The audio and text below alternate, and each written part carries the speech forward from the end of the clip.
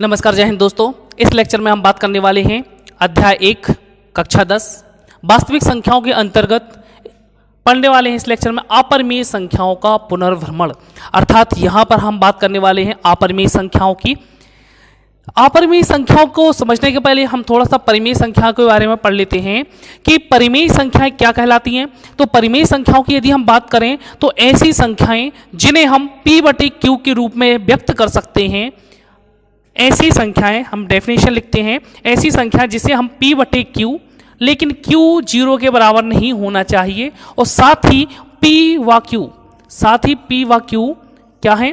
पूर्णांक है।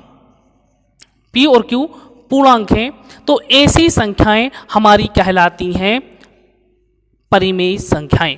तो परिमेय संख्याओं की डेफिनेशन हम क्या दे सकते हैं कि ऐसी संख्याएं जिन्हें हम P/Q बराबर नहीं है 0 के रूप में व्यक्त कर सकते हैं, जहां P और Q पूर्णांक हैं, ऐसी संख्याएं हमारी परिमेय संख्याएं कहलाती हैं। जैसे कि उदाहरण के लिए हम समझ सकते हैं कि 1/2, 3/5, इस तरीके से जो अनंत संख्याएं हैं यह हमारी परिमेय संख्याएं कहलाती हैं। साथ ही हम बात कर लेते हैं यहाँ पर अपरिमेय संख्याओं की। तो अपरिमेय संख्याएं क्या हैं? तो ऐसी संख्याएं जो परिमेय नहीं हैं वह हमारी अपरिमेय हैं।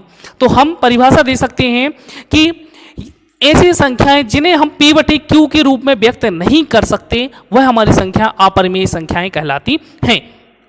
साथ ही यहां पर हम परिमेय संख्याओं के बारे में एक चीज और बतला दें कि P और Q पूर्णांक जो हमने बतलाया था, इसके साथ ही P और Q जो होते हैं वह सह अभाज्य होते हैं। अर्थात इनका जो HCF होना चाहिए संख्याओं P और Q का, वह 1 होना चाहिए। अर्थात P और Q सह अभाज्य का मतलब होता है कि उनमें उभयनिष्ठ गुणनखंड जो है वह 1 होना चाहिए। तो हम कह सकते हैं कि इनका HCF भी क्या होना चाहिए? 1 होना चाहिए।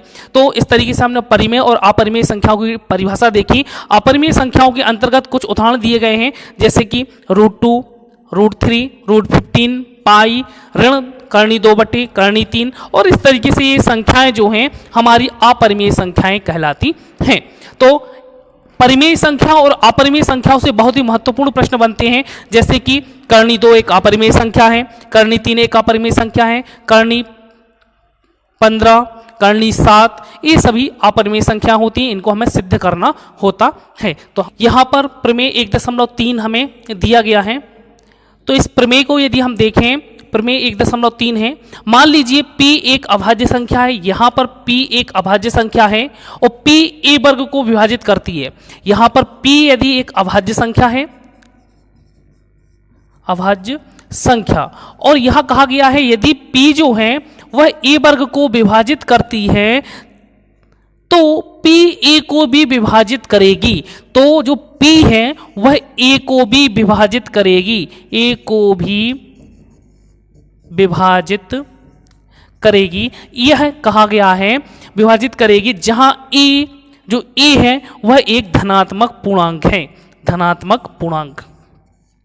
यदि यह कंडीशन हमें मिलती है तो हम कह देंगे कि यदि P a वर्ग को विभाजित करती है तो P जो है a को भी विभाजित करेगा। इस थ्योरम का उपयोग हमें प्रश्नों को हल करने में यूज होता है, तो हम इसको हल करने में इसका प्रयोग करेंगे। अगला प्रश्न जो हम लेके आए हैं बहुत ही महत्वपूर्ण है कि करनी 3 एक अपरिमेय संख्या है। तो हम यहाँ पर देखते हैं कि करनी 3 एक अपरिमेय संख्या है। तो इसको हम हल करने के लिए थोड़ा सा मान लेते हैं। मान लिया हमने, कल्पना कर ली कि जो करनी 3 है वह एक परिमेय संख्या है। हम इसका उल्टा विलोम मान के चलते हैं कि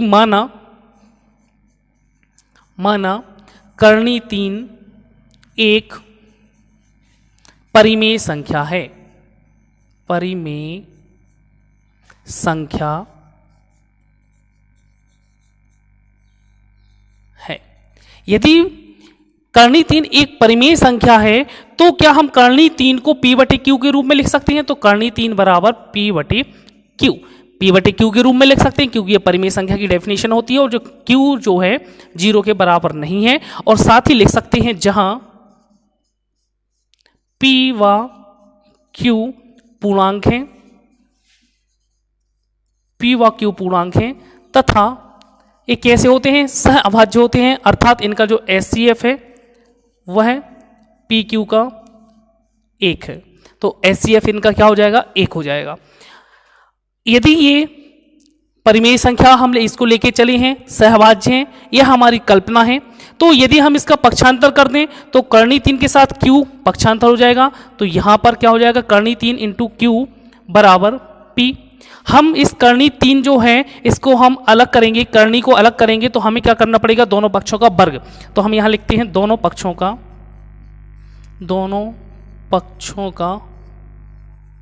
वर्ग करने पर तो दोनों पक्षों का वर्ग करते हैं तो क्या हो जाएगा, कर्णी 3 का वर्ग होगा तो 3 हो जाएगा, q का वर्ग होगा तो q वर्ग हो जाएगा और यहाँ पर p वर्ग हो जाएगा। तो यहाँ हम देखते हैं 3 q वर्ग के साथ गुणा में है, इसका पक्षांतर करेंगे तो भाग में आ जाएगा, तो q वर्ग बराबर हो जाएगा p वर्ग बटे 3 और यहाँ पर हम इसको दे देते हैं समीकरण 1। यहाँ पर हम देखें कि जो p वर्ग है वह 3 से विभाजित है, तो यहाँ पर लिखते हैं चूंकि p वर्ग 3 से विभाजित है, p वर्ग यदि 3 से विभाजित है तो हम एक प्रमेय पढ़ चुके हैं, यदि a वर्ग किसी संख्या p से विभाजित है तो a भी p से विभाजित होगा। तो हम कह सकते हैं यहाँ पर कि p वर्ग यदि 3 से विभाजित है तो p भी 3 से विभाजित होगा और इसको हम दे देते हैं समीकरण 2 नाम।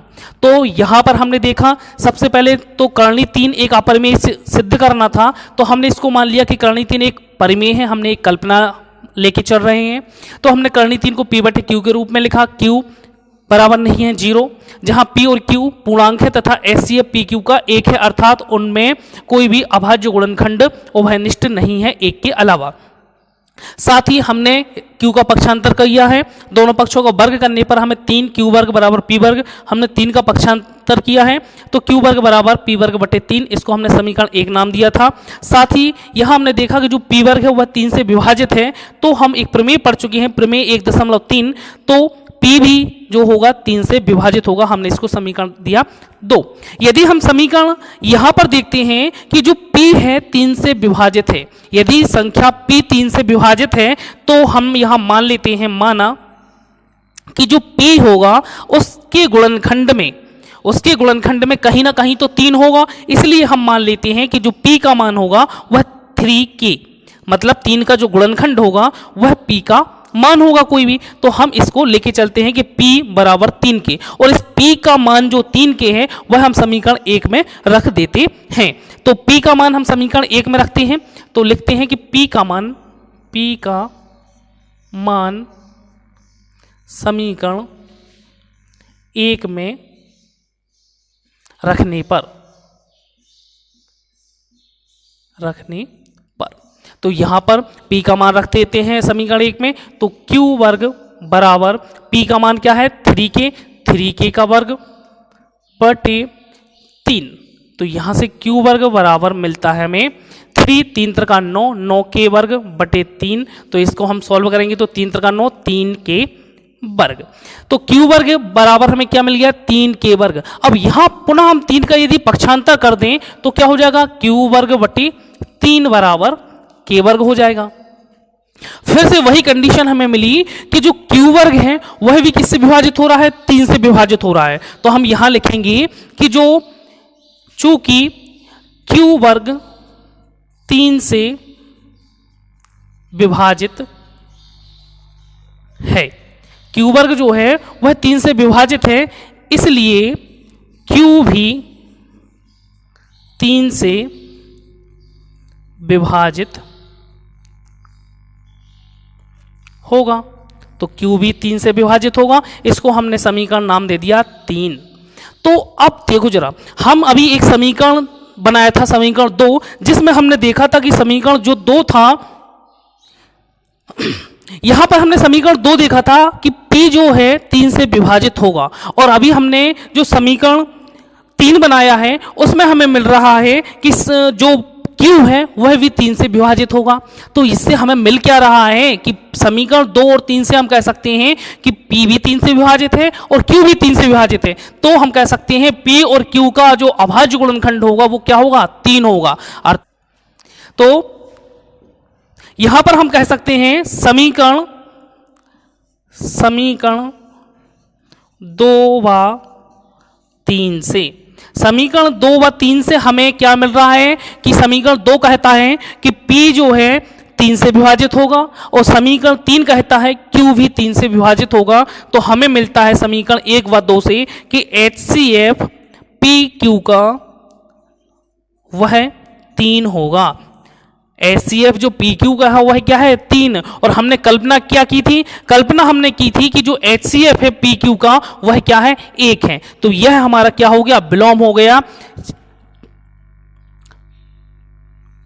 तो हम लिखेंगे यहां पर यह विरोधाभास हमारी गलत कल्पना के कारण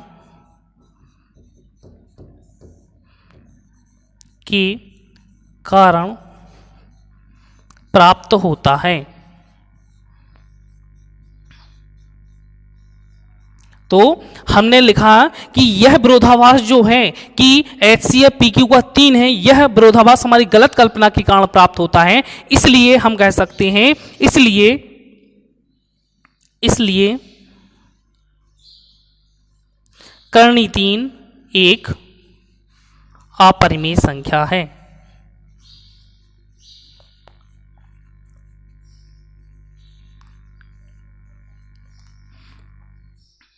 का मान था 3k, तो p का मान हमने समीकरण 1 में रखा तो q वर्ग बराबर 3k वर्ग बटे 3 मिला। तो हमने इसको सॉल्व किया तो यहां पर हमारा आ गया 9k वर्ग बटे 3। तो हमने इसको सॉल्व किया तो 3 3 9 3k वर्ग, और हमने q वर्ग बराबर मिला 3k वर्ग, 3 का पक्षांतर किया तो q वर्ग बटे 3 बराबर k वर्ग मिला। तो यहां पुनः से हमें मिला कि q वर्ग जो है 3 से विभाजित है। यदि q वर्ग 3 से विभाजित है तो q भी 3 से विभाजित होगा। हमने समीकरण 3 नाम दिया। अब देखो जरा, समीकरण 2 मिला था कि p जो है 3 से विभाजित होगा, समीकरण 3 मिला q 3 से विभाजित होगा, अर्थात क्या हुआ समीकरण 2 और 3 से कि HCF PQ का क्या होगा 3 होगा। और चूंकि हम पढ़ चुके हैं, हमने कल्पना की थी कि जो HCF है PQ का वह कितना है 1 है। तो यह विरोधाभास जो है हमारी गलत कल्पना के कारण प्राप्त होता है कि हमने माना था कि HCF PQ का 1 है, इसलिए हमारी कल्पना गलत है। इसलिए करनी 3 क्या होगी, एक अपरिमेय संख्या होगी। यह बहुत ही महत्वपूर्ण प्रश्न है जो कि वार्षिक परीक्षा में पूछे जाने की 100% संभावना है।